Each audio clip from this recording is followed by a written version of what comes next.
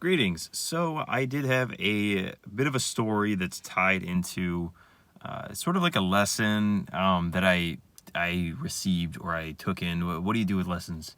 You learn them? I don't know.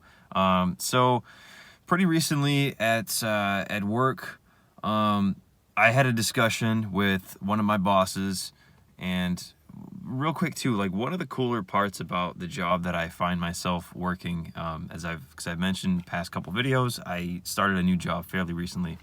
One of the cooler parts of this job is working for people that are they're very goal oriented, big picture, and as much as they are about progressing the company, they recognize that the way to do that is by instilling the confidence in each individual that makes up the team, for that person and for those individuals to personally grow. And that's a really cool thing because personally, like I've worked for quite a few different organizations, companies, people, and that's not a very common thing that I have found. So to have that be a part of my job and a part of the people that I work for, I'm very thankful for. So in one of the discussions that I had with one of my bosses, it came up of like the topic of YouTube, and then it became like a specific motivational speaker that my boss. I'm gonna try and like not have this be all jumpy and not stable. A particular motivational speaker that one of my bosses came across and actually got to meet, whose name is Les Brown. There was a particular video that my boss had texted me to check out, and I did check out that video, and it was very, very eye-opening, very enlightening. Enlightening is kind of a pretentious word, but whatever. It was enlightening.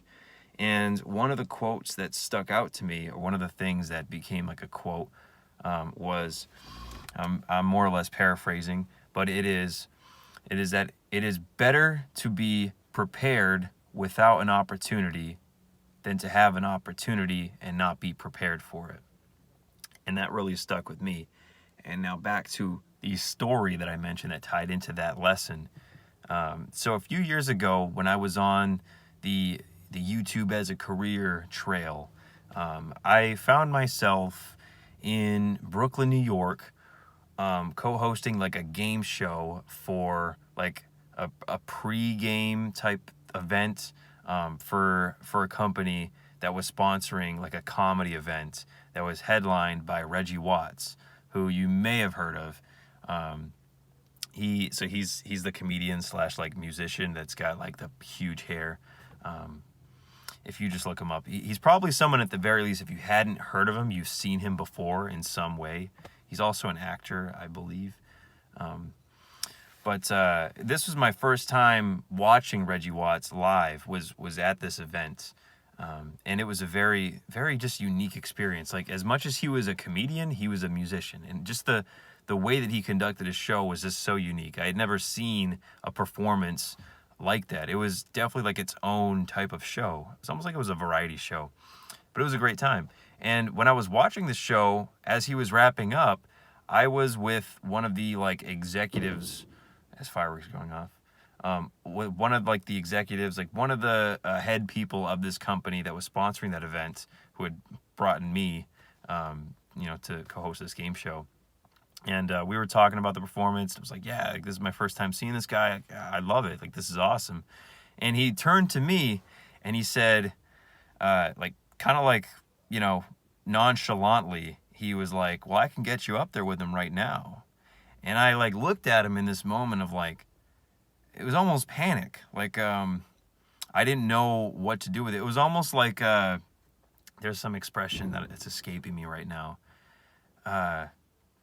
Something to the effect of like, it was almost like if a dog came across like a giant backyard full of bones and food and just didn't know where to start. That's how I felt. I was like, this is an opportunity that I never had even thought would be presented to me. And I'm not someone that at that time had any like, goals or specific dreams towards like being like a stand-up comedian or a musician. But I was and still am someone who has the desire to perform, to entertain, to storytell, to engage with people, and to engage with a live audience, with people.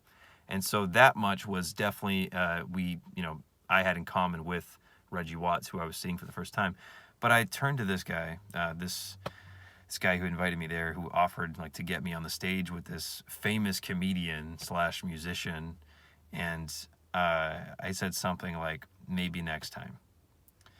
And it was probably about the lamest thing I could have said in that moment.